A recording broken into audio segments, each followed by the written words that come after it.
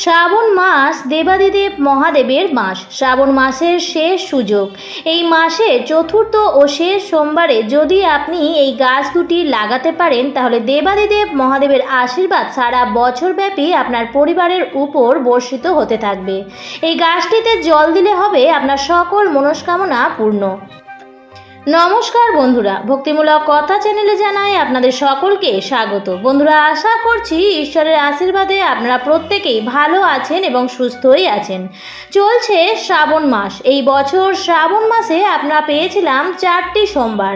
প্রথম, দ্বিতীয় এবং তৃতীয় সোমবার পার হয়ে গেছে। সামনেই আসতে চলেছে শ্রাবণ মাসের চতুর্থ এবং শেষ সোমবার এবং এই বছরের শেষ সুযোগ। আমরা প্রত্যেকেই জানি যে বছরের মাসের মধ্যে শ্রাবণ মাস এবং সপ্তাহের দিনের মধ্যে সোমবার দিনটি দেবাদিদেব মহাদেবের দিন। বাবার ভক্তরা সারা বছর অপেক্ষা করে থাকেন শ্রাবণ মাসের জন্য। মনে করা হয় শ্রাবণ মাসে ভক্তি ও নিষ্ঠা সহকারে দেবাদিদেব মহাদেবের পুজো করলে বাবা তার ভক্তদের ডাকে সাড়া না দিয়ে পারেন না এবং তাদের সকল মনস্কামনাও পূর্ণ করেন। পূজা অর্চনার সাথে সাথে শ্রাবণ মাসে মহাদেবের প্রিয় এই গাছ দুটি যদি আপনার বাড়ির উঠোনে লাগাতে পারেন তাহলে বাবার আশীর্বাদ আপনার পরিবারের উপর থাকবে। কেউ আপনার পরিবারের কোনো ক্ষতি করতে পারবে না। সমস্ত আপদ বিপদ এবং বিপর্যয় আপনার পরিবার থেকে দূরে থাকবে এবং এই গাছটির যদি সঠিকভাবে পরিচর্যা করেন, নিত্যদিন জল অর্পণ করেন তাহলে আপনার মনস্কামনাও পূর্ণ হবে। আজকের পর্বে আমি এইরকমই দুটি গাছের কথা বলে দেব। অনেকেরই হয়তো বাড়িতে উঠোন নেই, তারাও এই বাড়ির ব্যালকনিতেও এই গাছটি লাগাতে পারবেন। যাদের বাড়িতে উঠোন আছে তাদের তো কোনো সমস্যাই নেই, তারা বাড়ির উঠোনেও গাছটি লাগাতে পারেন। আমি আপনাদের বলে দেব যে কখন গাছটি লাগাবেন, কিভাবে গাছটি লাগাবেন। তাই আমার সকল দর্শক বন্ধুদের অনুরোধ করব যে আজকের এই ভিডিওটি একদমই স্কিপ না করে শেষ পর্যন্ত দেখুন। দেখার পর যদি ভালো লাগে তাহলে অবশ্যই ভিডিওটিতে একটি লাইক করবেন, কমেন্টসে লিখবেন হর হর মহাদেব এবং বন্ধুরা ভিডিওটি অবশ্যই শেয়ার করে দেবেন আপনাদের নিকট আত্মীয় স্বজন এবং বন্ধু বান্ধবদের সাথে। চলুন বন্ধুরা, আসা যাক মূল পর্বে। শিবপুরাণ অনুসারে জানা যায় যে দেবাদিদেব মহাদেবের পছন্দের ফুলের সংখ্যা নেহাতি কম নয়। শ্বেতকরবী, শ্বেত আকন্দ, টগর, ধুতুরো, পদ্ম, নীলকণ্ঠ ইত্যাদি প্রচুর ফুল রয়েছে ভোলানাথের প্রিয় ফুলের তালিকায়। তবে এসব ফুলের মধ্যেও তার সবচেয়ে প্রিয় ফুল হলো বেল গাছের ফুল। পুজোর অর্ঘ্যে যদি কোনো ফুল নাও থাকে তখন শুধুমাত্র একটি বেলপাতা দিয়েই যদি কোনো ভক্ত তাকে পুজো করে থাকেন তাতেই পরম তুষ্ট হন আশুতোষ শিব। বিল্লপত্র বা শ্রীফল বৃক্ষের একটি ত্রিফলক পত্রই তার কাছে সমস্ত অর্ঘ্য ও পুষ্পের চেয়ে বেশি প্রিয়। কিন্তু কখনো কি ভেবে দেখেছেন বেলপাতা কেন শিবের এত প্রিয়? বিল্লপত্রের ত্রিফলক পত্রের মাঝের পাতাটি শিব স্বরূপ, বামপত্র ব্রহ্মাস্বরূপ এবং ডানপত্র বিষ্ণু স্বরূপ। তাই মনে করা হয় বিল্ল বৃক্ষের ছায়া মারালে আয়ু নাশ হয় এবং বিল্ল বৃক্ষ পা দিয়ে স্পর্শ করলে শ্রী অর্থাৎ লক্ষ্মী নাশ হয় এবং বিল্ল বৃক্ষের বন যে স্থানে তা বারাণসী পুরী স্বরূপ। বুঝতেই পারছেন বন্ধুরা যে বেল গাছ, পাতা, ফুল এবং ফল সনাতন শাস্ত্রে ঠিক কতটা গুরুত্ব বহন করছে। পুরাণ বলছে দেবী পার্বতী এবং তার সখীরা অর্থাৎ জয়া, বিজয়া ও জয়ন্তী প্রমোদ ভ্রমণে বের হওয়ার পরিকল্পনা করলেন। দেবী পার্বতী তার বাহন সিংহযোগে সখীদের নিয়ে গেলেন একটি পর্বতে। দীর্ঘ পথ পরিক্রমার ক্লান্তিতে দেবী মাতার কপালে দেখা দেয় একটি শ্বেত বিন্দু বা ঘাম। সেই শ্বেত বিন্দু মাটিতে পড়ার সাথে সাথেই সেখান থেকে একটি ছোট্ট গাছের জন্ম হয় যার ছিল 3টি পাতা। তখন সখীরা পার্বতীকে বললেন, হে দেবী, এই বৃক্ষ তোমারই অংশ, এর একটি নাম প্রদান করাও তোমার কর্তব্য। দেবী পার্বতী তখন সেই গাছের নাম দিলেন বিল্লবৃক্ষ। তারপর তিনি নিজের শরীরের নানান অংশ সেই গাছে স্থাপন করেন। যেমন গিরিজা রূপে তিনি রইলেন শিকড়ে, কাত্যায়নী নামে তিনি রইলেন ফলে এবং দুর্গা রূপে তিনি রইলেন ফুলে। তিনি নিজেই ঘোষণা করলেন যে মহাদেবকে এই গাছের পাতা, ফুল এবং ফল দিয়ে পুজো করলে তিনি সবচেয়ে বেশি তুষ্ট হবেন।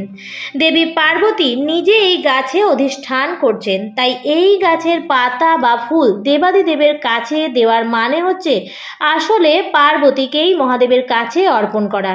তাই শ্রাবণ মাসের চতুর্থ অর্থাৎ শেষ সোমবারে অথবা শ্রাবণ মাসের যে কোনো দিন আপনারা আপনাদের বাড়ির উঠোনে অবশ্যই যে গাছ লাগাবেন সেটি হচ্ছে একটি বেল গাছ।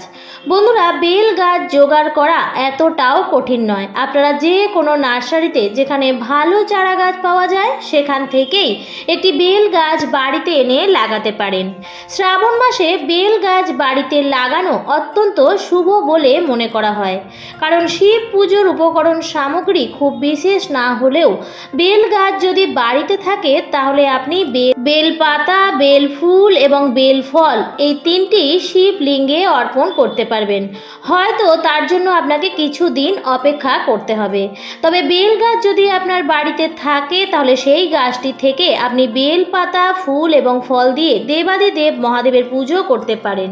অনেকেই হয়তো জানেন না যে বেল ফুলও দেবাদিদেব মহাদেবের সব থেকে প্রিয় ফুল এবং এই ফুল শিবলিঙ্গে শ্রাবণ মাসে সোমবারে অর্পণ করলে মনস্কামনা পূর্ণ হবেই। বেল গাছ আপনার বাড়ির যেদিকেই লাগান না কেন সেই দিক থেকে আপনাকে শুভ ফল প্রদান করবে। যেমন বাড়ির উত্তর দিকে বেল গাছ থাকলে সম্পদ প্রাপ্তি ও অশুভত্বের হাত থেকে মুক্তি মেলে। বাড়ির পূর্ব দিকে বেল গাছ থাকলে বিভিন্ন সম্পদ ও শান্তি লাভের নির্দেশ করে। বাড়ির পশ্চিম দিকে থাকলে সুসন্তান লাভের পথ প্রশস্ত করে এবং বাড়ির দক্ষিণ দিকে বেলগাছ থাকলে দুর্ঘটনা থেকে মুক্তি পাওয়া যায়। তাই বন্ধুরা, বাড়িতে একটি বেল গাছ অবশ্যই আপনারা লাগান এবং তার জন্য শুভ সময় হচ্ছে শ্রাবণ মাসের এই সোমবার।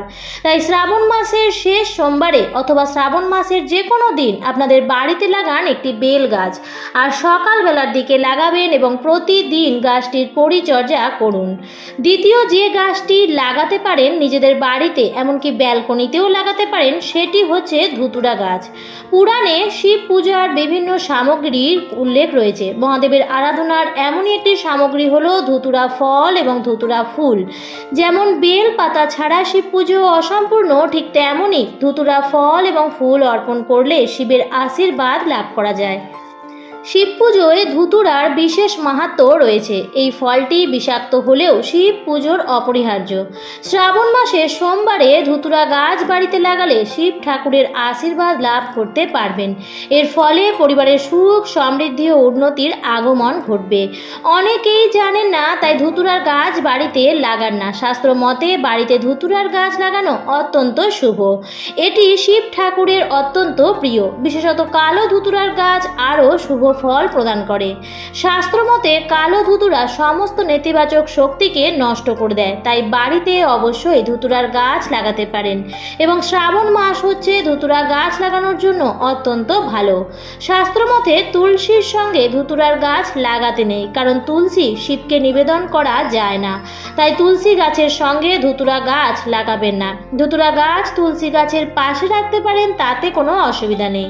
বাড়িতে ধুতুরা গাছ লাগানোর পরিকল্পনা করে থাকলে তা পূর্ব দিকে লাগান। শাস্ত্রে এই দিককে শিবের দিক বলা হয়ে থাকে এবং এই দিকে বসে শিবের আরাধনা করা হয়।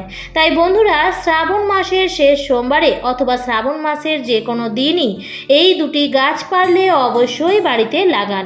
আমি আপনাদের কথা দিচ্ছি যে এই গাছটি লাগানোর ফলে শুভ ফল আপনারা সারা বছর পাবেন। আজকের পর্বটি আমি এখানেই শেষ করছি। আশা করছি ভিডিওটি দেখে একটু হলেও উপকৃত হয়েছেন। তাই যদি ভিডিওটি দেখে ভালো লাগে তাহলে অবশ্যই লাইক, কমেন্ট, শেয়ার করবেন বন্ধুরা। আর যদি চ্যানেলে নতুন হয়ে থাকেন তাহলে অবশ্যই চ্যানেলটিকে সাবস্ক্রাইব করে আমার সাথে থাকবেন। দেখা হবে পরবর্তী নতুন ভিডিওতে। ভালো থাকবেন, সুস্থ থাকবেন। ধন্যবাদ।